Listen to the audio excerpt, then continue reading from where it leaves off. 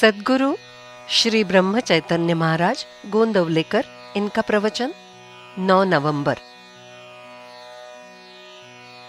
लोगों का मन दुखाना ये हिंसा ही है। भगवान ने ये जो सृष्टि उत्पन्न की है उसकी नकल यानी चित्रकला है। चित्रकार द्वारा रंगा गया चित्र झूठा होकर जो सच्चा प्रतीत होता है उसे उत्तम चित्र कहा जाता है। भगवान के होकर जो कला आएगी वो सच्ची। भगवान जो हमसे करवा लेते हैं उसे कला समझें। जो कर्म भगवान की ओर ले जाने में मदद करता है वो कला ही है। इस कला में मन को उलझाना और उद्योगशील रहना ही भगवत सेवा है। मन यानी कल्पनाओं का मूर्त स्वरूप है। मन चंचल होता है तब तक देह को स्वस्थता नहीं होती। मन चल विचल होता है, इसलिए अभ्यास करना चाहिए। मन को शिक्षण देना इसी का नाम अभ्यास करना। मन की विश्रांति यही सच्ची विश्रांति है। सृष्टि में सब जगह वैचित्र्य देखने को मिलता है। प्राणियों की कितनी ही जातियां हैं। मनुष्य भी एक जैसा दूसरा कहाँ होता है, परंतु इन सब में भगवान सब ओर पिरोया हुआ है।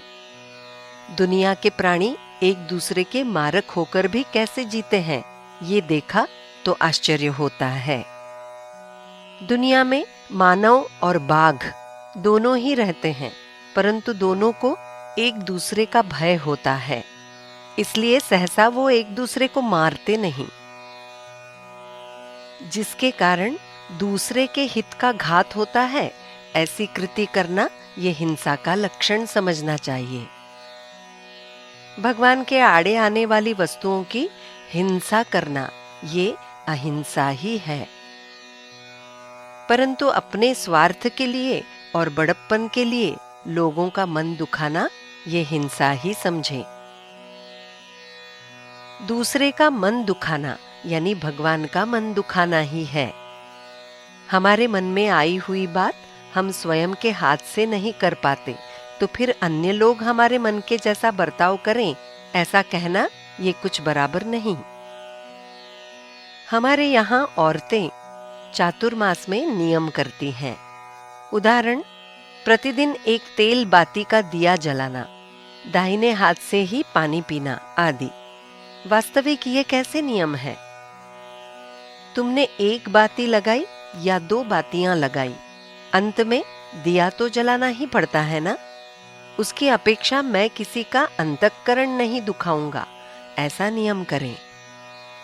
पहले 4 महीने करें, बाद में साल भर उसका पालन करें और बाद में जन्म भर पालन करें। कुछ औरतें चातुर्मास में नमक छोड़ती हैं। ऐसा अलोना और फीका खाना खाने के लिए ये औरत बैठती है, तब नमक परोसने के लिए आई हुई औरत को दूर से ही नहीं नहीं कहती है।